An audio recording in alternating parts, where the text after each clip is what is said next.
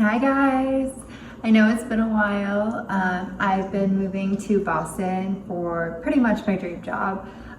So yeah, I'm going to show you guys my part 3 of Guatemala and trekking through the Mayan jungles for temples and what else, swimming in like crystal clear pools and hanging out on the amazing Lake Atitlan. So without further ado, I'll get to that and talk about the other stuff next week.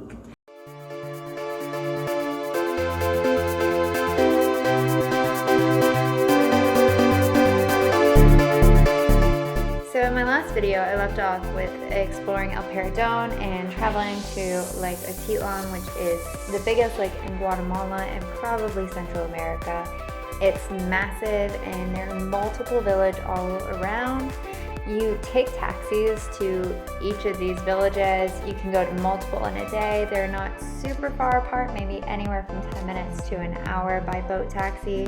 And they only run you about 20 quetzales for foreigners for each ride. For the shorter rides, it should only be about 10 quetzales.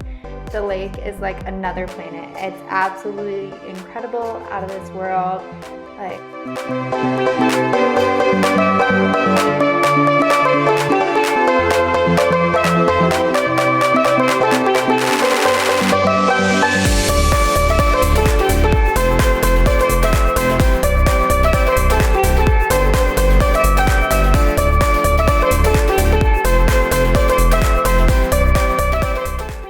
I made my base at La Guana Perdida in San Juan, but was able to visit many villages like San Pedro right here. I also went to Santiago, and I even stayed a night in San Juan, which is this beautiful green little village. It's a little out of the way and quieter, and had a super cute eco hostel that I really enjoyed. And these cost about maybe $10 to $12 for a dorm bed a night.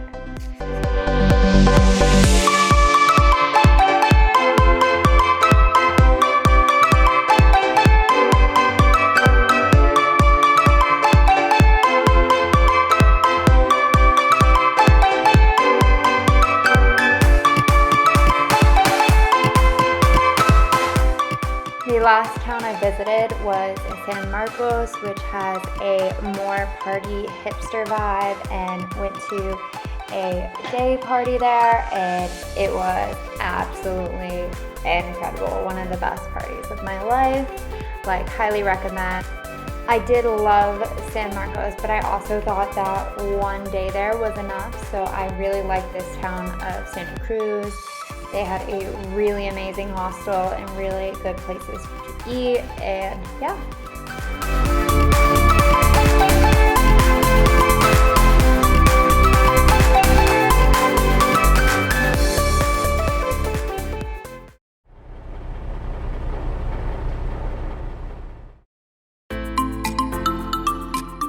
To get to the next location, Semuc Champey, I took a 12-hour minibus with these guys, and yeah, it was pretty insane. We took a route that wasn't recommended, and clearly wasn't recommended for a reason, so definitely recommend going through Antigua to Semuc.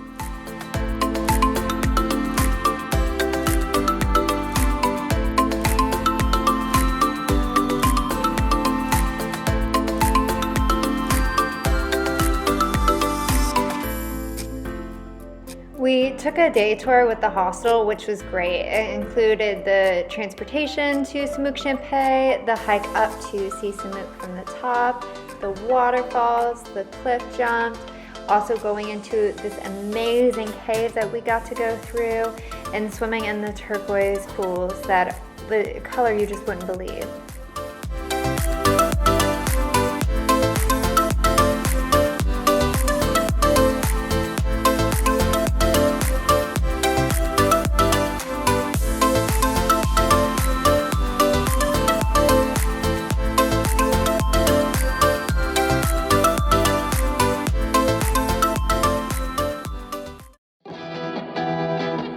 Later that day, I ended up going with 3 people to the Bat Caves, where we just had an awesome time and watched thousands of bats fly around, and it was a vibe.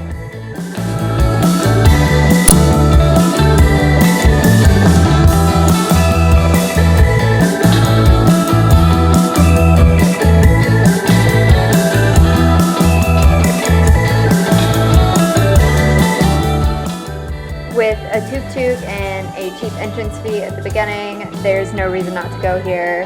It was definitely 100% have to go.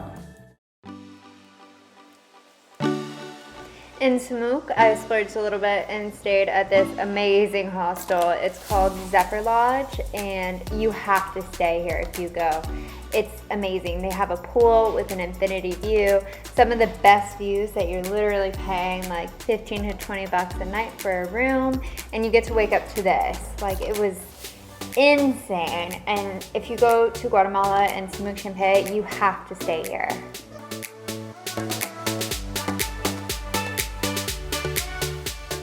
The next day, the guys had moved on, so I made a friend at the hostel and we went back to the pools. It was super easy to find transportation and a cheap entrance fee, and just wow.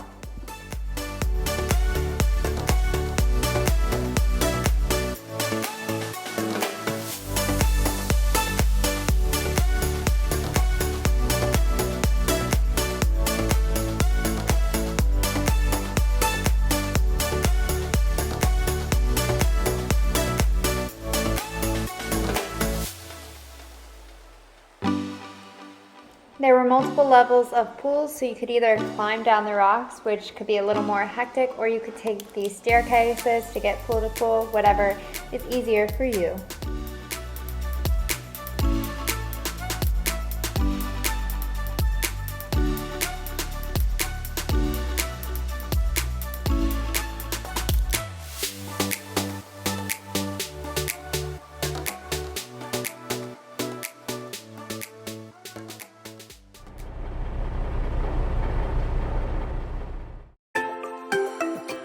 It was sad to leave Semuc, but exciting to keep going into the northern region. My friend Liliana from the hostel joined me unexpectedly because of a bus mix-up. So we ended up in Flores for about 3 days and just explored the little town, and then went up to the Tikal Ruins later in the week.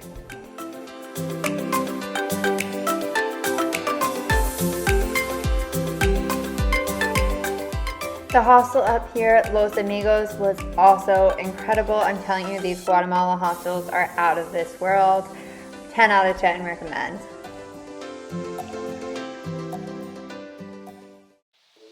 We picked up Davina from Los Amigos Hostel, and then me, Liliana, and Davina headed up to Tikal, where we decided to camp in the jungle under the ruins. So we got there early in the evening, and then we set up camp and got ready for a early start the next morning. We got up at 3 a.m. to start the hike to see sunrise on top of the temple.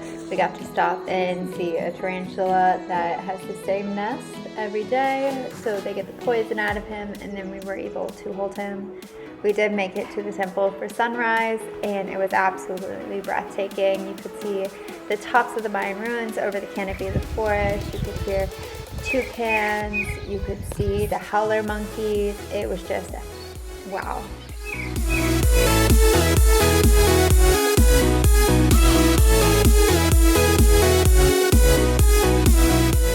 Tikal is a complex of Mayan ruins deep in the rainforest of northern Guatemala. Historians believe that there are more than 3,000 structures on the site that are the remains of a Mayan city called Yaxmatl, which was at one time the capital of one of the most powerful kingdoms of the ancient empire.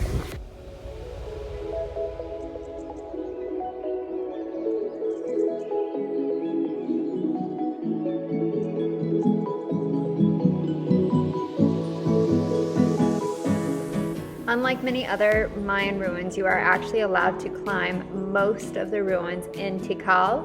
They also have their sacrificial stones as well as carvings that many other tombs and ruins have lost. Tikal is also abundant in wildlife, from toucans to howler monkeys to spider monkeys. Being deep in the jungle, the animals just are allowed to be themselves and live freely.